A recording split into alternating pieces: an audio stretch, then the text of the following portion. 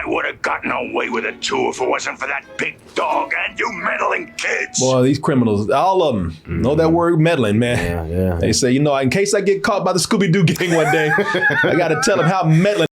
It's like they belong to a union. Like, you have to say this. It's part of the vernacular. You get caught. All right? If you want legal representation, use the word meddling.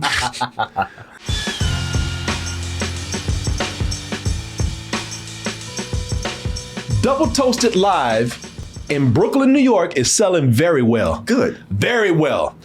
If I were you, and I'm not, but if I were you, I'd get my tickets now.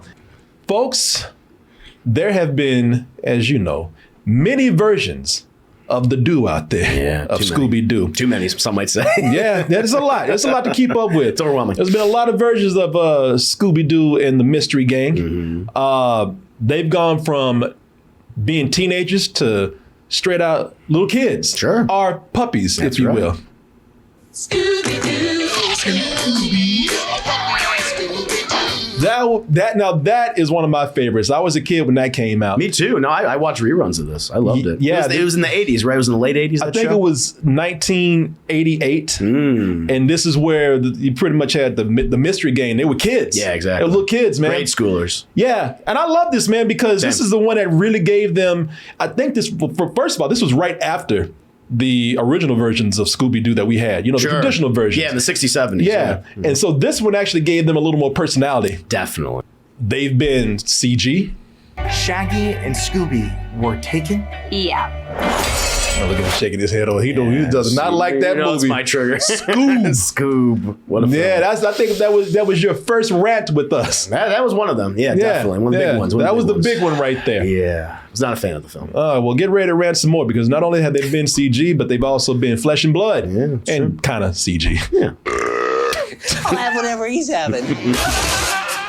So many, I was just telling you, so many properties out there. We're talking about this. They are really milking this property, man. They have a version coming out for the tiny kids out there, the preschoolers. Oh, wow. Scooby-Doo and the Mystery Pups. Okay. Not the gang, but the pups. All right, fair enough. Scooby's kids? I don't know. He's been getting around. Those are all different types of dogs. Scooby-Doo ain't got no ass, that damn dog. You know those ain't his pups. I don't know, man. They ain't his kids. We don't know what he's doing on his off time. No.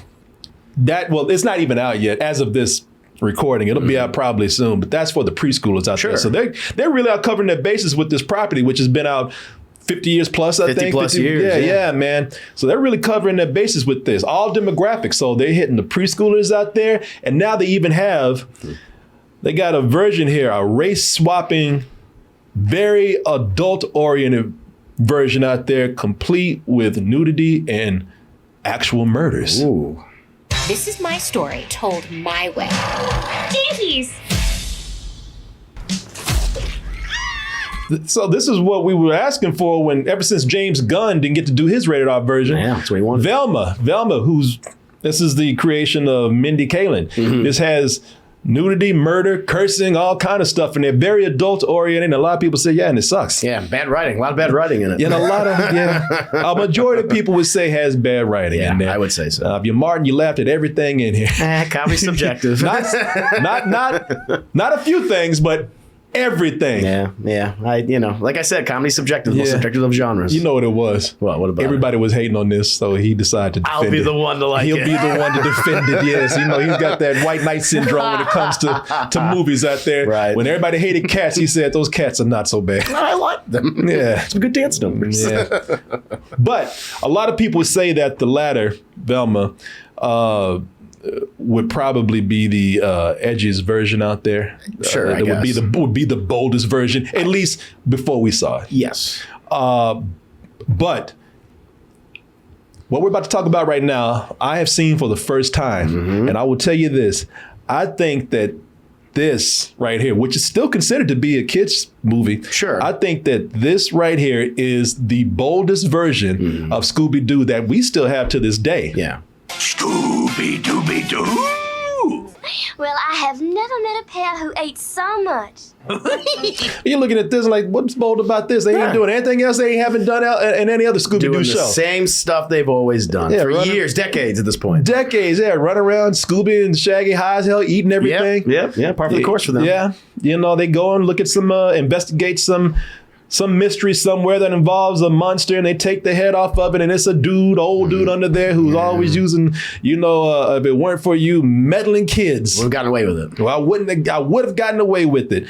Well, this time around, they go to an island in New Orleans where a woman, what's her name? Simone Leon or whatever. French name. Some woman named Simone over there, voiced by Adrienne Barbeau. She says, listen, I know that y'all been pulling masks off these old dudes for years, but I'm telling you that this island here, it's real this time. It's really haunted. Things happen here. The supernatural exists. It's literally called Zombie Island. Yes.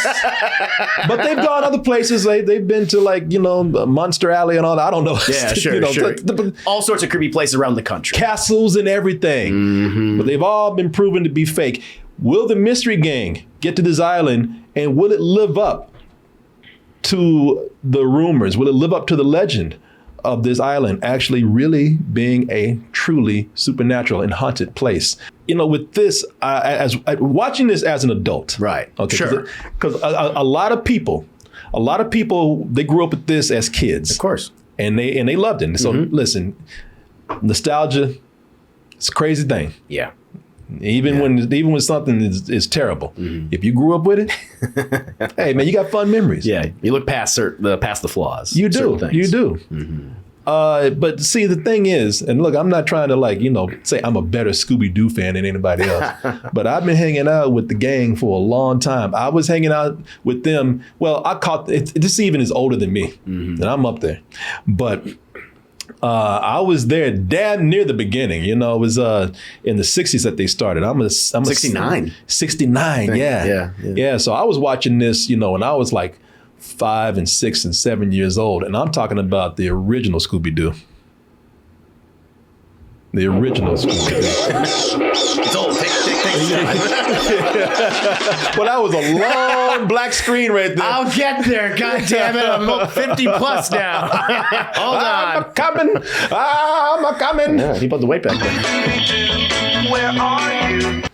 Growing up with Scooby-Doo, man, and watching so many different versions of Scooby-Doo. A lot of them. Yeah, and I've seen a lot. I have to say that I didn't find them doing very much in this movie, outside of what they were already doing. Because at this point in every version, no matter what it is, whether this, whatever you want to call it, self-referential, meta, homaging to things, they're doing an homage. Yeah.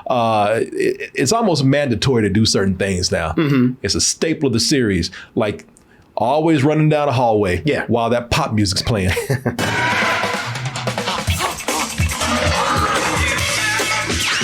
We always get a different version of the Scooby-Doo theme. Sure. They Yeah, modernize it. I like that. They always running from the creature, making a fool of the creature while that's running scared and whatnot. Some of the camera work is different too. Like we had a Dutch angle. Yeah, I know. That sounds like, whoa, that's different. Hey, listen again. Because it might be doing the same thing, but they find a new way to bring in technology and improve it or whatever. So that's cool. That is cool. The movie opens like this. They're on a mystery, and of course, that mystery always involves the creature being some old dude in a mask. They always have to do the unmasking, and the guy, he always says the same thing. Like, it's Mr. Beeman, the real estate agent. And I would have gotten away with it too if it wasn't for that big dog and you meddling kids. Boy, these criminals, all of them, know that word meddling, man. Yeah. They say, in case I get caught by the Scooby-Doo gang one day, I got to tell them how meddling their asses are. It's like they belong to a union. Like you have to say this. It's part of the vernacular. You get caught. All right. If you want legal representation, use the word meddling. What got me and kind of piqued my interest, they acknowledged that, okay, yeah, this is getting old. Yes. Yeah, I did like that. Yeah. Yeah, they had a whole musical montage dedicated to how the whole unmasking thing, it's always a dude. You guys don't know already? Yeah, it's getting a little tired. Ghost is here and it's always a fake. Ghost is here, give us a break. It's fake. Yeah, he wrote a whole song called "It's Fake." I know. I loved it, man. Even the score was mentioning that. Yeah. All right, you get it, dum-dums, all right? God damn it. Now, I will say that, since I'm talking about nostalgia, a certain bit of nostalgia did play into this for me. Sure. Even though they were doing the same thing, it made me, it just made me realize why Scooby-Doo has succeeded for 50 years. Yeah, lasted why it's endured. Because it's just comfort for people now. Sure. That's kind of why they do the same things. Yep. Because while I was sitting up here criticizing and saying, well, I'm not seeing anything different from any other episode, I was thinking, man, but there's certain things here that just make me feel really good from watching this as a kid. Because, this opens up with the mystery game. They've all disbanded. They've gone on and done their own things. Daphne and Fred, mainly Daphne. Daphne has her own syndicated show dedicated to, is it ghost hunting or something? Yeah, basically, yeah. She's like, one of those ghost hunters from Sci-Fi Channel. Coast to Coast with Daphne Blake, your very successful syndicated series on Americana, going on its second season, I might add. As you can see, she's on the show Sassy Black Woman. Yeah, man. It's very popular. Very popular in the late 90s. Well, she's getting on my nerves because the more she talked, the more sass she put on everything she said. Every other sentence gets sassier. Yeah, she does. The real reason I changed jobs was because the monsters and ghosts always turned out to be bad guys in a mask. Got a little. I know, girl. Tell me about it. Shaggy and Scooby, they're doing security because that's the only work that dumbasses can get. Oh my God! Yes, of course. Yeah, and they're horrible at it. Of course, like these guys are being. They went to the TSA. Of course, Velma, being the nerdy chick that she is. Well, she's actually still into mysteries. She's still doing mysteries. They're just in book form now. Solving mysteries was a lot more fun than selling them. Mystery Inc. Bookshop. Business owner. Yeah, business owner, entrepreneur, but not enjoying her life right now. She's unsatisfied. Yeah, the thrill of hunting the mystery down was the fun. Can I just say, I really appreciated that they had them all go their separate ways, in the beginning of the movie, but it wasn't because they hated each other. Yeah. I really like that. I feel like anytime they have done that, even in the live action films, there's like, because we hate each other. It's like, no, it's just like, we've gotten older. We were doing the same things. We don't feel fulfilled anymore. Yeah. So we're going to try to do something different. I was like, I really like that. I really like that they still remain good friends despite those things. See, you hit on exactly what worked for me. That's where that nostalgia kicked in for me. And I see where some of these other versions have failed. Yeah. Because I said, man, you know what? It gave me tingles. It felt really good. It hit my childhood to see that, to see them get back together. And not because they were forced back together, but because they actually love each other, man. Are you sure you haven't forgotten anything? Well then. Surprise! Happy birthday, Daphne! I was like, man, that's sweet. That is sweet. That is the key to Scooby-Doo right there. Yes. So for anybody who's looking at maybe what's wrong with some of these other versions, and Velma, I'm looking at Velma child, I'm looking at Yeah. I'm looking at you because this is such a cynical show. Like the whole twist here is that Daphne and Velma hate each other. Right. Or at some point it's sexual. Yeah. It's they're missing the key on what really makes these characters work, man. These characters, the wholesomeness. Yeah, they really do care for each other, man. That's why we love, even when they didn't have that much personality, the thing that made them work was they all worked together and loved each other. Yeah. Yep. They're friends. They're friends. It's not family. They meet exaggerated characters. Yeah. Either the way they talk. Pirates use this bayou to hide from the law. They know only a fool will come looking up in here. Oh, the fool got looking up in now. Yeah, you sound like Herschel Walker. So. It must be very difficult to do, like, I don't know what that accent, a Creole accent? What's the word for? Ooh, you don't know what that accent is, that Chris? I don't know. That'd be Cajun. Or a Cajun accent, that's what it is, yeah. It's terrible Cajun. It's pretty bad. But a Cajun. Jim Cummings is a very talented voice actor, but this is not one of his better voices. It's not easy to do that voice. No. Yeah, it's not. That's Jacques. Jacques, yeah. Boat captain. Yeah. So either characters are terrible the way they act or talk, or the way they look. You know what I'm talking about. Yeah. Like Thanks, mister. Should've let the gators eat you. I like the way they don't even try to explain why his eyes are messed up. I love that though. I love that this one's looking all the way over Wall-eyed. One eye about to leave his head right there, man. Wants to leave the movie.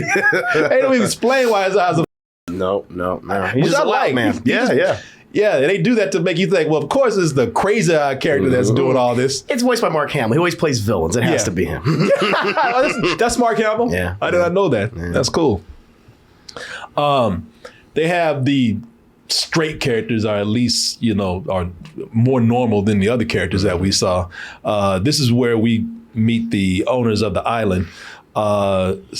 Simone Lenore, and I guess that's her employee, Lena Dupree. Yeah. That's with her. I'm terribly sorry. We should have held on to him better. I'm Daphne Blake of Coast to Coast. She's also a bitch, by the way. I don't shake hands with the help. Yeah, with the paws. I've never heard of your little show. It's adorable. It is. Adrienne Barbeau does her. Yeah, great Adrienne Barbeau. You know, the TV show? We do not have television on my island. Lena, what are they doing here? What are these peasants doing sullying my island? Discussing pools. Shaggy and Scooby, they're doing what they do everywhere they go, eating everything they can find.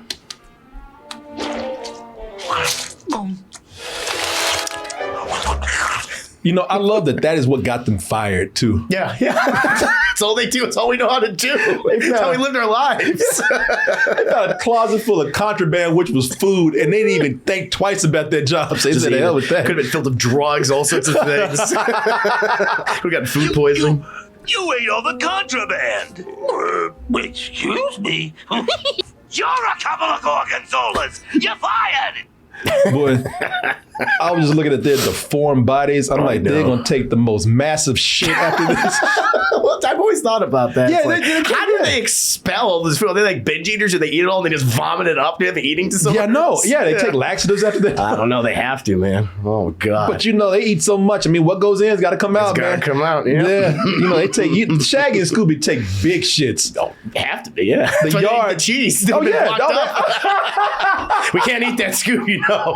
Next 5 hours, do not contact us. Their yard is just full of big old Scooby turds. Oh God. Scooby turds, man. So even with the premise of doing something different, man, the mystery is still playing out the same too. Sure. I'm telling you, a lot of this I was watching. Now just hear me out, because a lot of this I'm watching, I'm like, I know kids grew up loving this. Maybe they grew up not knowing the Scooby-Doo that I'm watching is new to them. But I'm really not seeing anything different. Everything is playing out the same, even with them, guessing what the real cause of the supernatural force is. We've been levitated before, and there's always a magnet or wire somewhere. No wires. This just gets better and better. Maybe from where you're standing. Boy, look at Scooby and Shaggy. They came in and looked right up that skirt. Oh, like zoinks, Velma, you look great. Oh my Lord, yeah.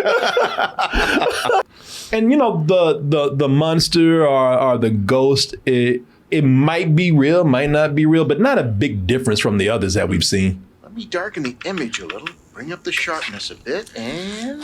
Ghost. It is the ghost of Morgan Moonscar. So, and always has like a cool name. All these villains. Catchy name. Guy have a catchy name. Yeah. Yeah, he's a pirate. The ghost of a pirate named Moonscar, Captain Moonscar. So honestly, so far, it's an average episode. It's go through the motions. Yeah, exactly. It's just a long episode, but nothing new.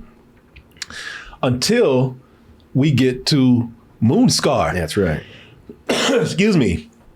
Now, when we get to Moonscar, like his history is him and his pirates would hide on the island when they were being pursued, and they would bury their treasure and whatnot. When Shaggy and Scooby finally come across his dead body, and then he comes to life.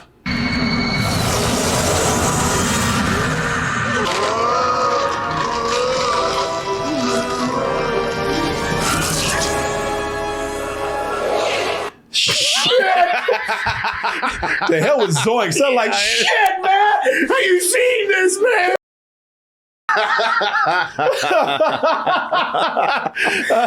No more Zoinks for them. No. Hey, man, when I saw that, I was it's the sound design too.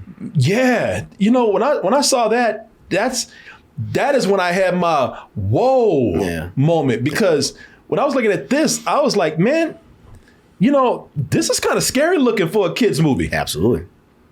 Even when they're playing that you know, the pop music during the chase, it's still kind of creepy. Sure.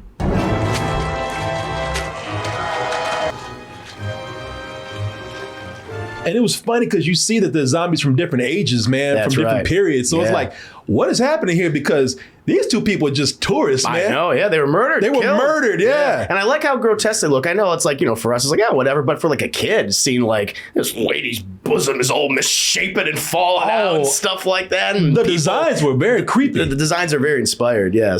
And that's what I was talking about. Like, I wonder if this is... No, this has got to be what I'm thinking it is. This must be like a little inside joke for Shaggy fans out there. This man got weed, marijuana plants. Oh yeah, no, shirt, that's straight up his marijuana. Come on, man. That's not palm trees, man. No, I don't see one tree trunk on there. Those are marijuana leaves. I bet they snuck that in. Yeah, they're being did. clever. Cute. But you see how the designs are. And I was talking about how they played the music when they're being chased. Even when they're playing the fun music, it's still weird and creepy, man, because the designs are so creepy.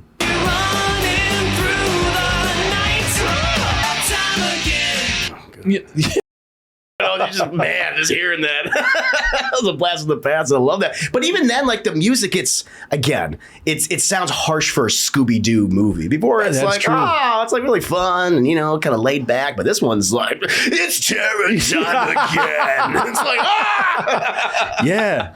You know, they do things with the zombies too that's pretty edgy for a kid's cartoon. Man. Oh yeah, body horror. It's the ferryman. Oh, maybe it's real.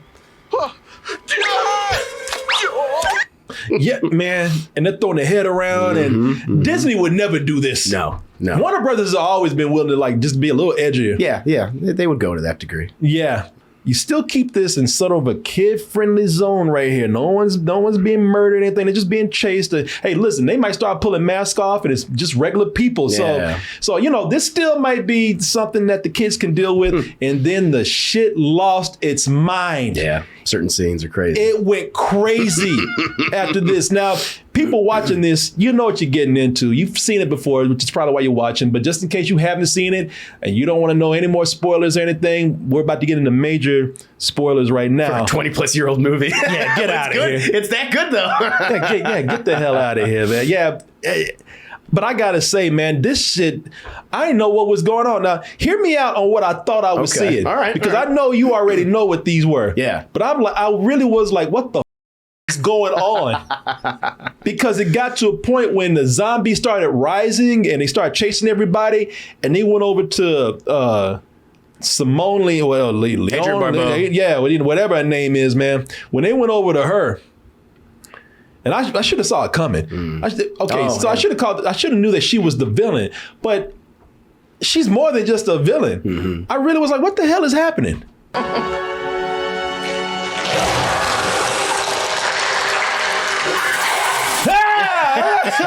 Yeah, it's kind of a disturbing transformation sequence for animation. It's like Michael Jackson's Thriller or something, man.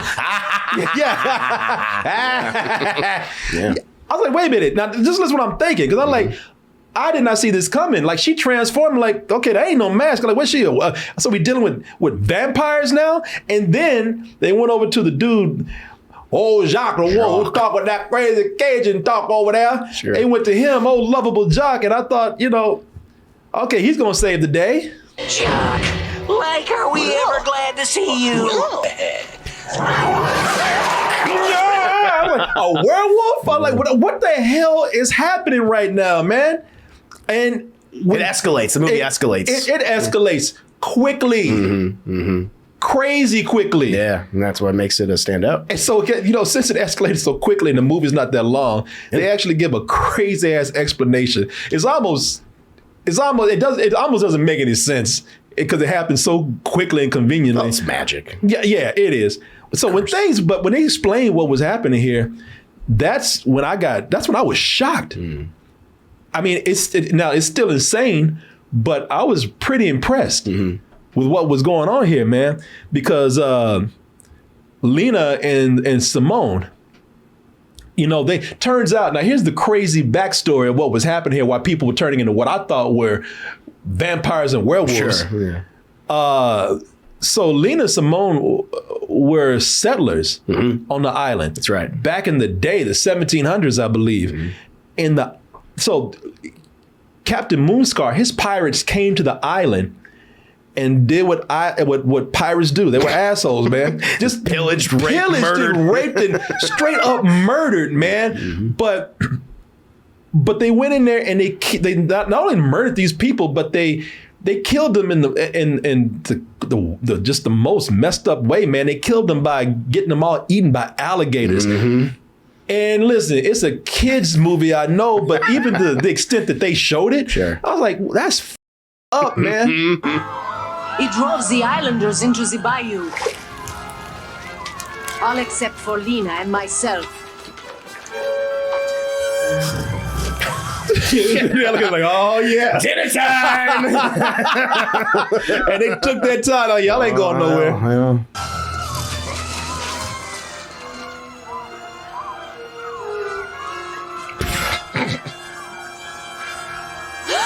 And they're looking at horror. I was like, man, that's a way to kill people. Absolutely. Whether for a kids movie or not. Especially for Scooby-Doo. especially for Scooby-Doo. And I mean, just the look of horror in their faces says it all. They're still screaming and everything. That's all you need. Yeah, again, the sound design. Yeah, I mean, impressive. wow. I mean, they kind of show it. Yeah, just enough. They show just enough. Exactly. Yeah. And there's so much death after that. I'm telling you, man, they kill so many people in this movie. So here's where it gets crazy. This is where I'm like, okay, you just kind of just need to write something to get this over with. Yeah, well, they have to. It's hour 15 minutes. So. Yeah. So Lena and Simone, they Lena and Simone, they curse the island, and then with no explanation, they just turn into cat people. They're like, hey, we want to get them goddamn pirates. And they said, all right, you're cat people. Well, they now. worship a cat god. When you worship a cat god, you can become a cat at some point. Is that how that works? That's how it works. Okay. Yes. So if I worship a Chihuahua god, I'm just going to get big eyes. That's right, man. You'll be a were-chihuahua. A were-wawa. Maybe a chupacabra. I don't know. A were-wawa. We uttered the curse on the pirates. Our wish was granted.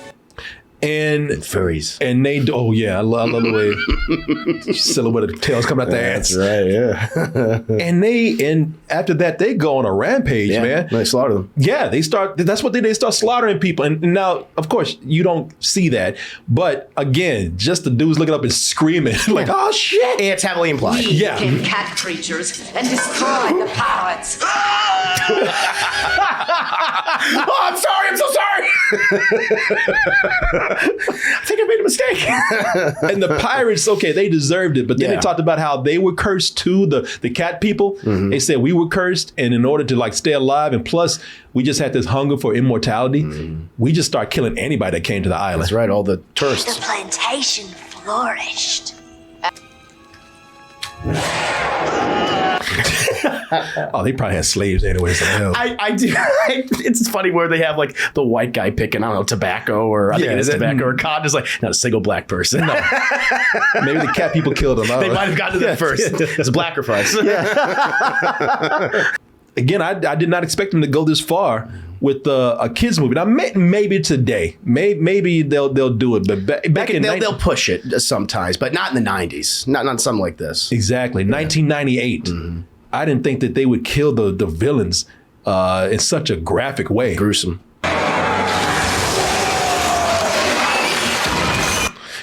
This is a legit horror movie, man. It kind of reminds me of the deaths from Fright Night. Like when the vampires faces melting off and explodes in fire. Very similar to that. Yeah. The way they go. And they had that scene also where this stuck with me, this scene. For you know what I'm talking about. Yeah, the voodoo scene. So they have voodoo dolls of all the mystery gang. And the voodoo dolls they're made out of wax, so they get too close to fire and their faces actually start melting. I was like, oh my God.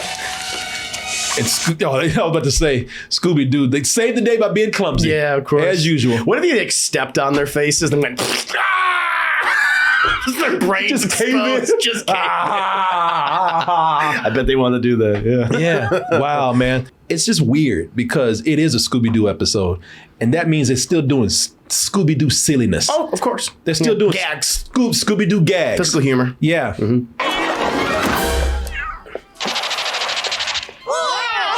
Yeah. The cats are laughing at him. Yeah, asshole. Jesus. Trying to eat him.